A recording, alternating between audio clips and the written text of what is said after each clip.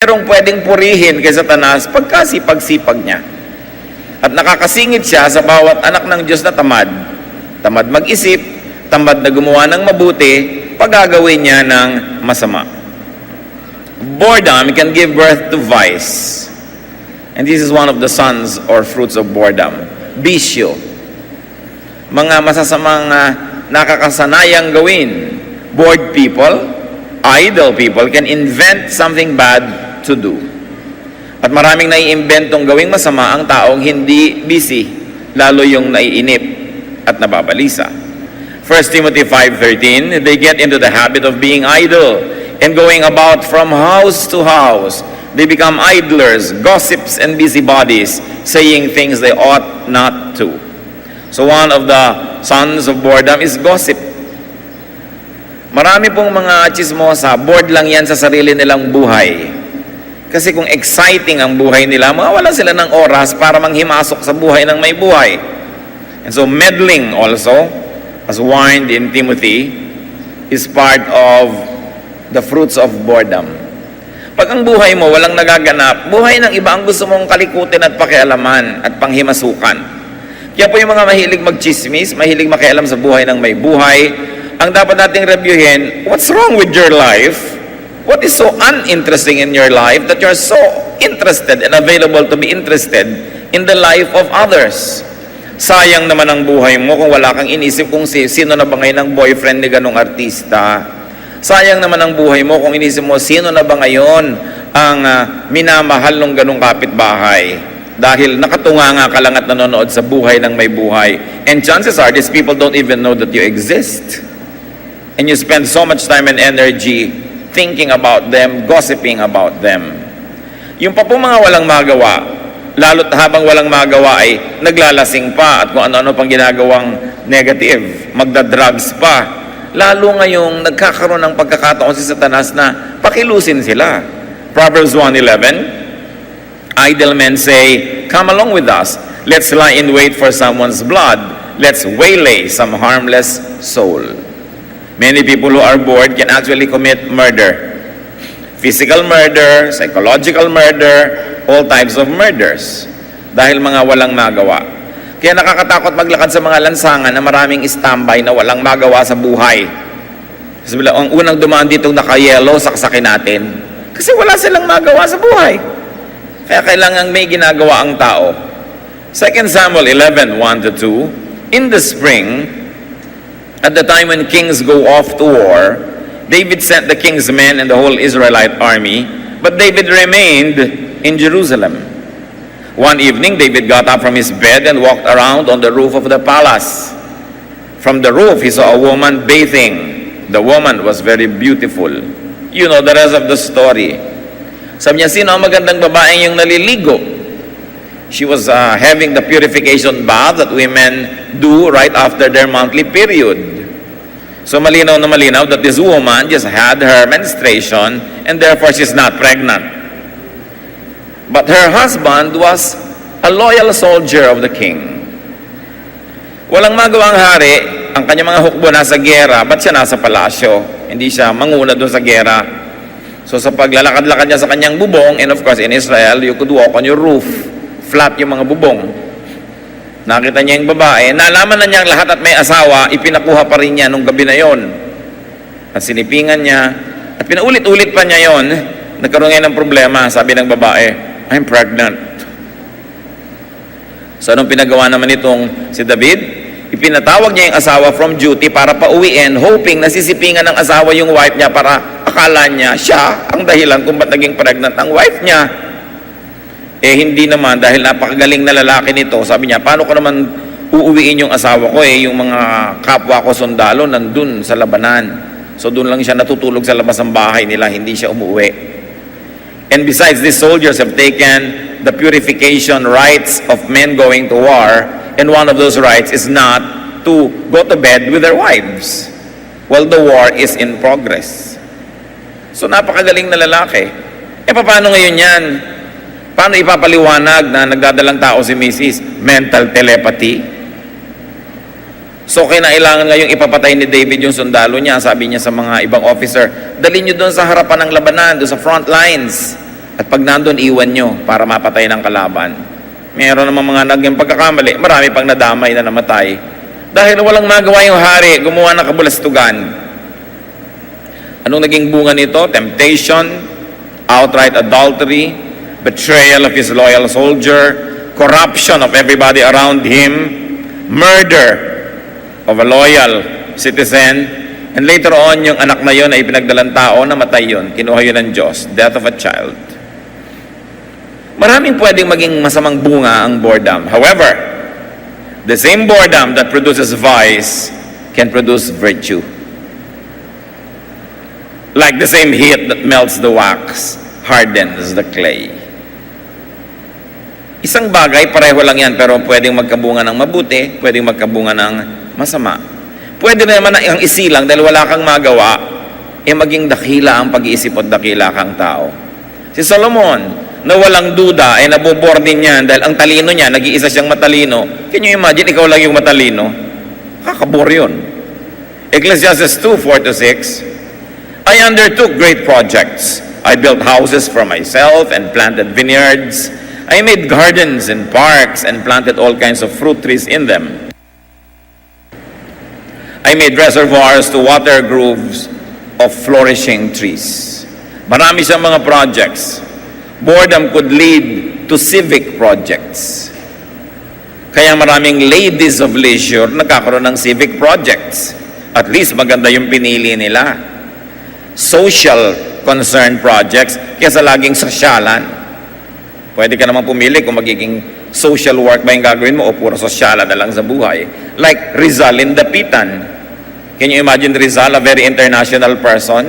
Itatapon mo bigla sa barangay Dapitan. So anong ginawa niya? Gumawa siya ng mga waterworks, mga lighting system para sa kalye, tutorial classes for the boys in Dapitan. Ang dami niyang ginawa kaysa siya mainip. Because the same idleness can give birth to virtue. And Solomon, because he was king, did so much more. He involved himself in commerce, diplomacy, science, arts, culture, etc. Because wisdom could isolate a person. Kawawa naman ang matatalino kasi konti lang yan sa mundo. So pwede ka ngayong mainip, malungkot, wala kang makausap na kauri mo. Kaya ang sabi niya sa sobrang nagpapakatalino, wag na lang. Maganda na yung average ka na lang. Liba na lang tinatawag ka ng Diyos na maging bayani, dakila, pinuno. Sabi niya sa Ecclesiastes 12:12, we warned my son, much study wearies the body. Huwag mo nang paratingin sa malalayo pa yung isip mo, yung sobrang layo, tapos nag-iisa ka. Malulungkot ka lang. Like ignorance and dullness of mind, knowledge and brilliance can lead to boredom. Basta medyo malayo ka sa center, medyo extreme na, magkakaroon yun ng mga bungang kuminsan ay mapait. Isa pang hari ang nabobore isang gabi, balisa, walang magawa. Pwede sana siya magpatawag ng maraming babae at pagsayawin niya doon. Pwede siyang tumawag ng mga sirkera na kakain ng apoy, lululo ng espada o mamimisikleta sa alambre. Pero anong ginawa niya? Esther 6:1, that night the king could not sleep.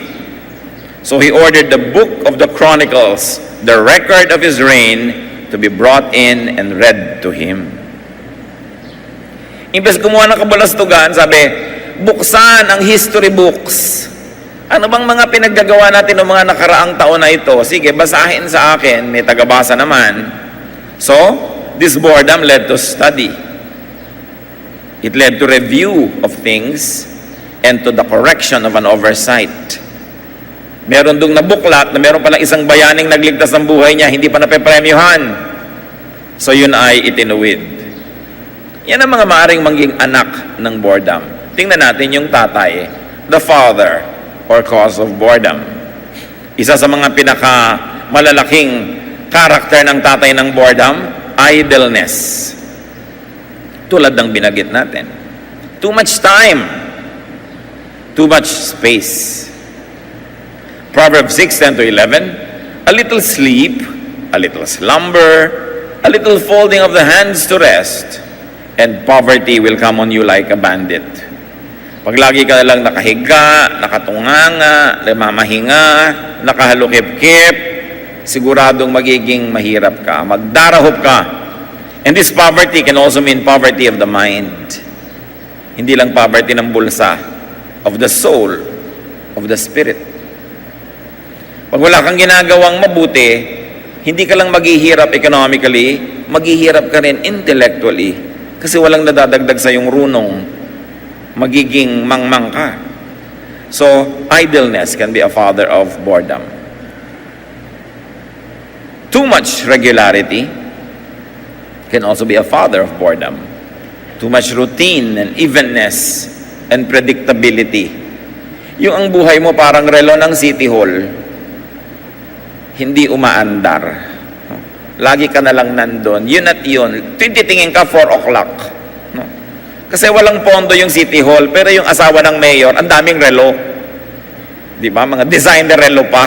Pero yung City Hall na tinitingnan ng lahat, anong oras na ba? Hindi umaandar ang relo. No? Pagka gano'n ang buhay mo, hindi umaandar, laging routine, paulit-ulit na lang. Alas 4, gigising, alas 5, kakain, gano'n, mabobore ka sa buhay. O kung hindi mo nakahalatang nabobore ka, siguradong ikaw kasi yung boring.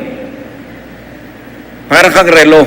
No? Wala man lamang na surprise sa buhay. You will be bored. Ecclesiastes 1:8-9, all things are wearisome, more than one can say. What has been will be again, what has been done will be done again. Paulit-ulit na lang. So what do you do with that? We'll discuss it later. Another father of boredom is too much success, too much security, and too much ease. Ano kanyo? Too much success? Yes. Mas maraming successful people na bored kaysa doon sa mga nagsisikap pa lang at hindi na mag-succeed sa buhay. How can you get bored when you are trying to survive? But when you have a lot of savings, your position is secure, pwedeng ang kasunod na niyan, boredom. That's why big boys with big money will buy big toys. Boredom could lead and could come out of lack of struggle, lack of fear of survival,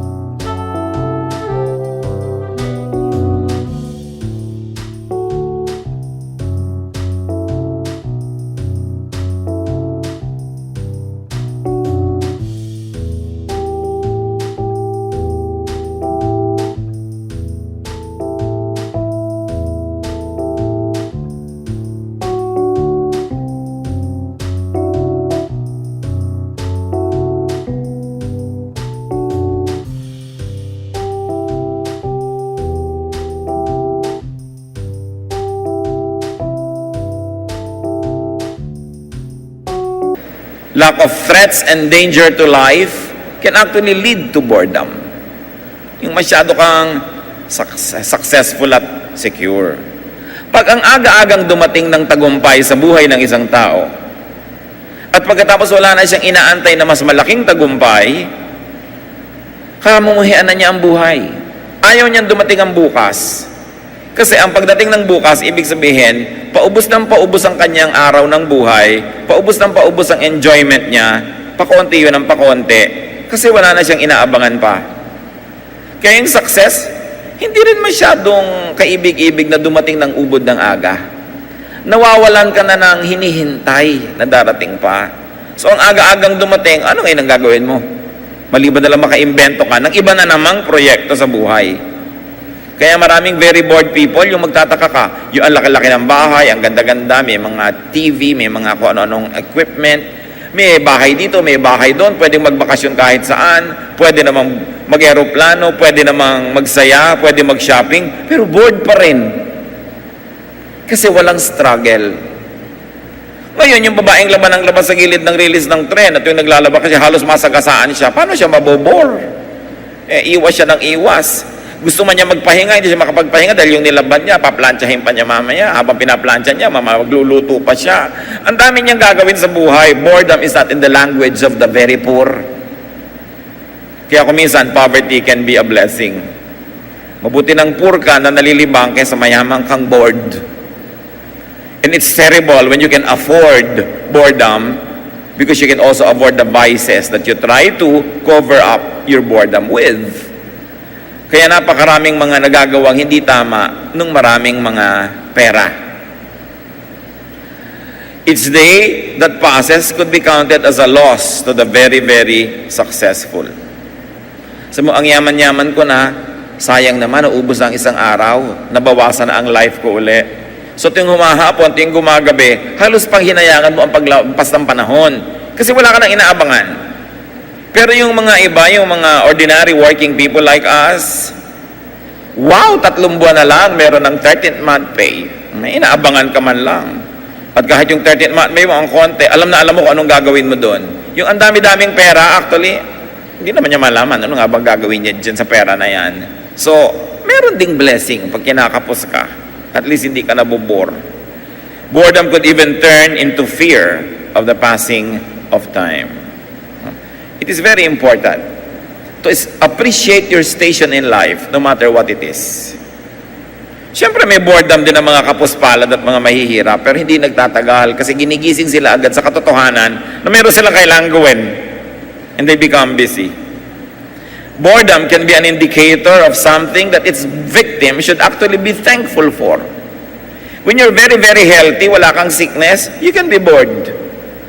Pero hindi ka makahinga, habol-habol mo hininga every minute, paano ka mabobore nun? Busy ka. No?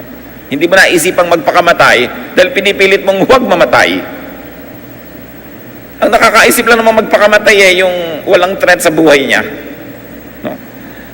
So, Solomon was very likely bored in many, many ways. So, sabi niya sa Ecclesiastes 2:10, I denied myself nothing my eyes desired. I refused my heart no pleasure. Pero pagkatapos ng sabi niya, boring din, meaningless. Hindi pala talaga yun. Magastos lang, wala rin naman nangyari. No? Now, how to avoid boredom? Get busy. Obvious naman. 1 Thessalonians 5:14, and we urge you, brothers, warn those who are idle. In other words, work 6 days a week, and the rest only 1 day. Kaya nga yung mga working classes, bihirang mabore. It's the people of leisure that always have to invent something to do dahil nga bored. Too much rest will bore you. You know why? You were designed by God to work 6 days a week and to rest on the 7th. Yun ang design. If you work less than 6 days a week, you will be bored because you are not working according to God's design. Now, work doesn't mean employment all the time. Okay? Mas may ginagawa ka. Productive, fruitful. Social projects or sosyalan. Pwede kang umisip, anong gagawin mo dyan? Lalo't marami kang pera. Diba? Anong gagawin mo? Magpapaaral ka ng mga tao, gagawa ka ng mga social project, repair school buildings, o gagawa ka ng mga party na yung fountain, champagne ang lumalabas, yung ganyan. Pwede ka naman pumili That's why your freedom can give you vice or virtue. Siyempre, alam naman natin mga anak ng Diyos kung anong dapat nating paggagawin sa buhay. Yung may katuturan sa kapwa, nakakatulong sa kapuspalad, ikinalulugod ng Diyos, and at the same time, ina-enjoy mo rin siyempre. Kung gusto ng Diyos na tulungan mo yung kapuspalad, ikaw, tulungan mo sarili mo. So do something useful or fruitful or beautiful for yourself. Marami pong nabobore yung mga lolo't lola na mga edad na. Bakit? Kasi wala na silang masyadong ginagawang useful or fruitful or beautiful. Unless, of course, sobrang labo ng mata o kaya hindi makakilos o paralyzed, siyempre hindi na nila kasalanan yon. Pero pag pwede pa tayong gumalaw ang kamay, ang paa, makakita ang mata, marami pa tayong pwedeng gawin. Kesa abangan si kamatayan na dumaan at kariting ka. Kasi nakakabor yung naghihintay ng kamatayan. No? Kailangan meron kang bagong pinagkakaabalahan. Kahit may edad ka na, meron kang bagong interest. Read. Tulad ng ginawa ng hari. O kung hindi ka makapagbasa, have someone read to you. Marami namang mga audiobooks ngayon Pwede ka na makinig na lang yan. Study. Know something unknown before. Learn a new skill. Do something good or beautiful for your family, for your church, o sa inyong mga sakop. Sakop, sino ba yon? Mga empleyado nyo, mga taong under your care, under your authority. You could always do something for them. Never forget to do something very, very good, for instance, for your household help, for your labandera, or for your driver, or for your mga staff sa bahay. Kasi 99.99% kayo lang ang inaasahan nila for anything that is financial. Wala na sila ibang source. Sa inyo lang nakaabang ng nakaabang. So be kind, be sensitive, be generous. Generous people will hardly get bored. Because when you are generous, many people will line up for your generosity. You'll be busy trying to produce for them. And when you no longer have any need in life, keep producing so you have a lot to give away. Do something good for your community, for your country, for the planet. There is always something you can do. Yung babaeng huwaran sa Proverbs 31, sa verse 27, sabi, she does not eat the bread of idleness. Busy siya, although she no longer had any need, because she wanted to produce surplus so she could have a lot to give away. How else do you avoid boredom? Go for variety. Do something new. Do things in a new way. Kung nagda-drive ka, lalo't hindi mo naman problema ang gasolina, paminsan-minsan, iba-ibahin mo yung ruta ng iyong biyahe. Para iba-ibang view naman ang nakikita mo. Para kung may nagbabalak bumaril sa'yo doon sa isang kanto, mabigo siya dahil sa ibang kanto ka naman dumaan ngayon. Hindi ka masyadong predictable. Iba-ibahin nyo ang recipe ng ginagawa nyo. Kung minsan naman ang problema ng tao, ano kaya maiulam? Pinaproblema nyo ba yun? Ano kaya ang maulam na? Anong gusto nyong ulam? Ayawan, ano kaya ang maiulam? Yung problema ng maraming tao. Mas malaking problema yung walang maiulam, no? Yung walang maiulam, hindi pinaproblema yun eh. Kahit ano nando, kakainin talaga ng mabagsik niya sikmura. Pero yung maraming maiulam, problema, ano kaya ang maiulam? Iba-ibahin nyo ang recipe. Malaman nyo kung minsan, ay, maganda palang pampaasim ito, masarap palang ganun-ganun yun. Different styles. Try anything new that is not bad. Matthew 9:17, pour new wine into new wineskins. Of course, ang konteksto nito, salvation through faith in the Lord Jesus Christ, but you can always universalize the concept and apply it in any detail of your life. Pour new wine into new wineskins. Have new interests. And there's one interesting thing that we can do, have new friends. Don't stop making friends after high school. Keep making new friends.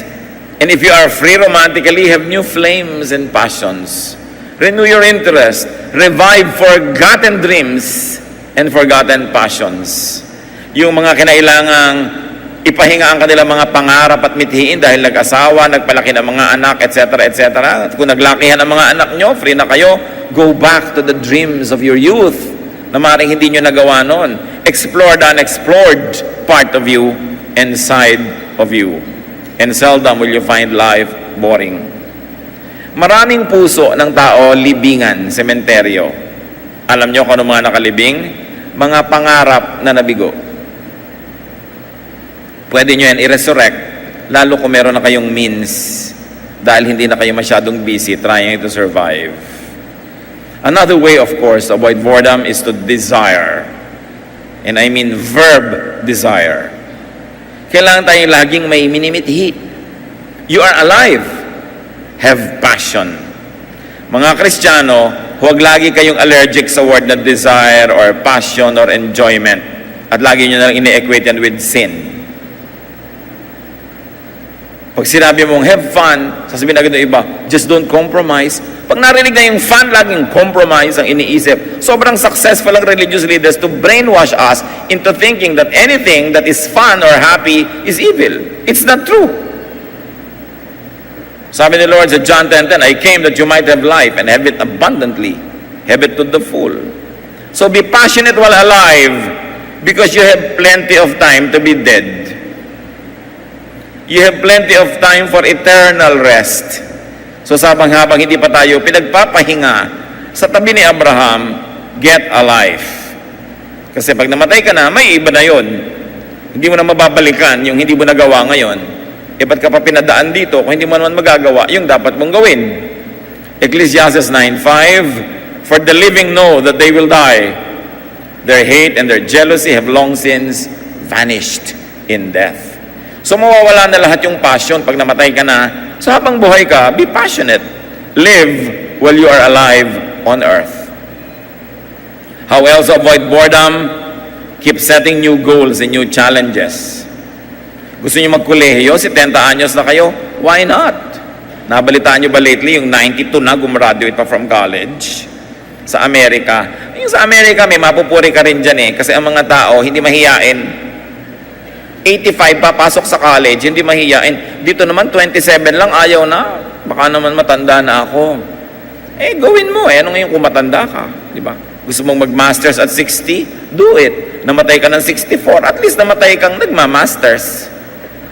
Di ba? Kaysa namatay kang hindi nakapag-masters. Why not? Romance after widowhood? Why not? Our society frowns on it as if it's a crime. Diba? Mga madadamot na anak na ayaw ng pag-asawahin ng mga nanay o tatay. Alam nyo kung bakit? Mga tatakot lang kayong may makaagaw ng mana nyo. Selfish children. Diba? Tapos pag makati naman yung likod ng nanay nyo, hindi na makakamutin. Ikis-kis nyo sa dingding, mami. Diba? Dahil makati ang likod. Ayaw nyo ba namang may bogart na kakamot-kamot ng kanyang likod? Kahit ba naman bigyan niya ng allowance, kung marami naman siyang ibibigay, sumaya naman siya. Kesa sa inyo lahat napunta at sa asawa niyong, ang mana ni mami, ha, baka mapunta sa iba. Yung alam niyo naman yung mga manugang, talaga mga interesado yan sa mamanahin. No? Kaya napaka-halaga na, huwag kang selfish. Pupuntahan niyo yung nanay niyo ng Christmas Eve, pero aalis na rin kayo bago mag-alas 12, o pagka alas 12, nag-iisa na naman siya. O byuda naman siya, ano naman na meron siyang lover, lalo't dignified naman yung relationship nila, mano naman mag-asawa siya uli. Mga anak kasi can be selfish. At saka mga kapitbahay, chismosa, 70 na, may boyfriend pang 20. Inggit ka lang, ano?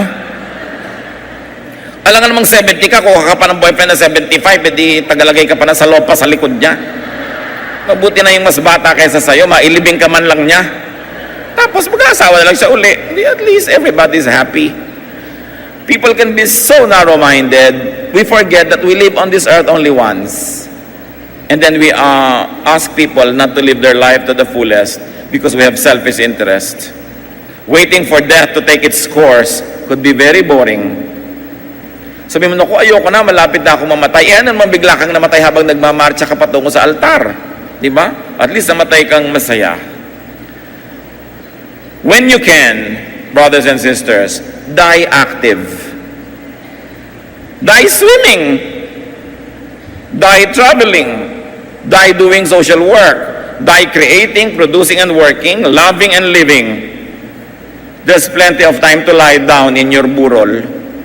So while you're alive, live. Yung iba pa, ayoko na magbiyahe, baka ako mamatay. Kahit naman nakahiga ka sa kama mo, mamamatay ka rin eh. Di ba? So mabuti nang nagbabiyahe kang may magandang view. At nagagawa mo yung gusto mo. Don't die ahead of death. It has its own time. Huwag niyong unahan. So as you will not be bored and boring, don't be spoiled by success. Many boring people are the very successful people. You know why? Because they're so set on their success. They don't bother anymore to be exciting, to be pleasing, and pleasant. Sa artist circles, mga kapatid, may mga ilang artist na alam mo, pag yun yung painting, halimbawa, babaeng ang tataba ng binti, painting yan ni Painter 1. Mga babaeng nakabalot ang ulo sa mga saging, yan ang trabaho ni Painter 2. Ayaw ng mga informed and the progressive artist ng ganon, na kung naging successful ka sa ganong style, na stuck ka na, buong buhay mo, wala ka nang ginawa kundi babaeng laging may sunong na saging, kasi yun ang nabebenta sa ermita. Kaya, yung sikat sa mga tao, uy, painting ni ano yan, yung mga bahay na ganyan ng kulay, among informed artists, ayaw nila nun, because they say, you get spoiled by your success, you get stuck, you don't progress anymore. Kaya nakaka-spoil din yung success. Don't rest on past accomplishments. From a know-everything high school senior, be a naive college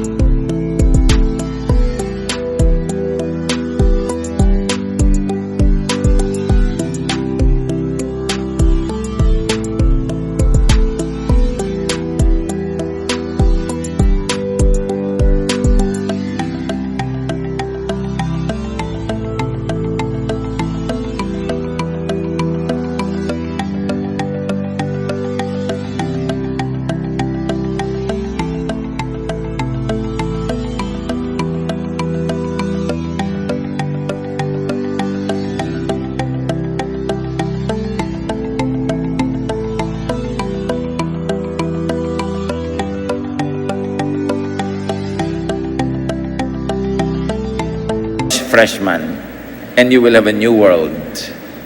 Pagka kasi successful ka na, may pangalan ka na, o may konting edad ka na, ayaw mo na ng indignities of having to learn, of having to be found to be ignorant of something. But when you open yourself to these new possibilities, actually a new world opens. Nagkakaroon ka ng bagong mundo.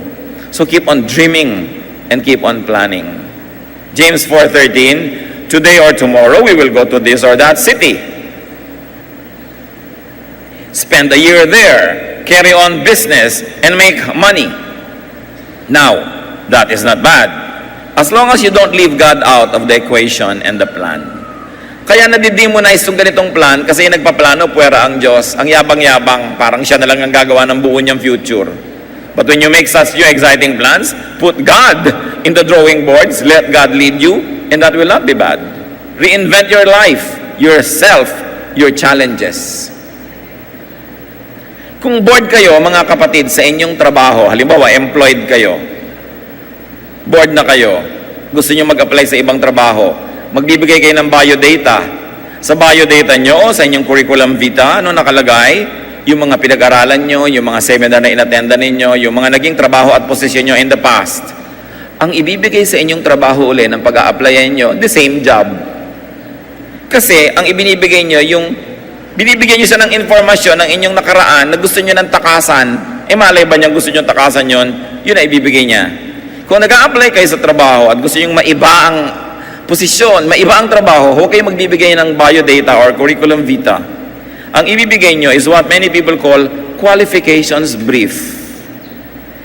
It's a new style of presenting yourself to employers that highlights only your skills, not your past positions or your past education and training na gusto nyo ngang takasan. Puntahan nyo ang internet, ilagay nyo qualifications brief. Makikita nyo how to make it kung gusto nyo ibahin ang buhay nyo. Because the tendency of employers is to always judge you according to your previous experience, not according to your potential new skills. Kaya yan ang dapat ginagawa. Ayaw nyo pala ng buhay nyo, di palitan nyo. Hindi nyo kailangang pasanin yung krus na yan kung ayaw nyo siyang pasanin eh. Ayaw nyo maging accountant, 40 years old na kayo, gusto nyo maging ballerina, medyo may konti tayong problema dyan. So mag-isip pa kayo ng second gusto nyo. Diba? Marami pa tayong pwedeng magawa, pero hindi nyo kailangang yakapin ang puno na ayaw nyong yakapin buong buhay. You are the captain of your soul and let God be your general para may mangyari ka sa buhay mo. Si Paul, very accomplished, super accomplished. Pero ano sabi niya sa Philippians 3:13? Brothers, I do not consider myself yet to have taken hold of it, but one thing I do, forgetting what is behind, remember, forgetting my biodata, and straining toward what is ahead. I don't rest on past laurels. Kahit ang dami ko nang nagawa, hindi ko pa rin tinuturing ang sarili kong made. I'm still remaking, reinventing myself. Nililimot ko yung nakaraan, gumagawa ako ng mga bagong goals sa buhay. So a life that will not be boring is a life that looks forward, not backward. Sentimental people suffer more than others because sentimental people mourn every passing, miss every absence, and feel every pain. Kailangan din, hindi ka masyadong sentimental. How to avoid boredom? Have fun. You cannot be bored if you're having fun. You don't have fun? Create and invent your fun. Kaya galit na galit ako sa Christian thought na laging ine-equate ang fun sa evil. Maraming relihiyoso allergic to have fun. So ang mga itsura, tingnan ninyo. Kung hindi boring, bored. Hindi masayang kasama, iiwasan mong makadaupang palad. Ecclesiastes 3:22, so I saw that there is nothing better for a man than to enjoy his work. Ecclesiastes 5:19, when God gives any man wealth and possessions and enables him to enjoy them, accept his lot and be happy in his work is what he should do. This is a gift of God.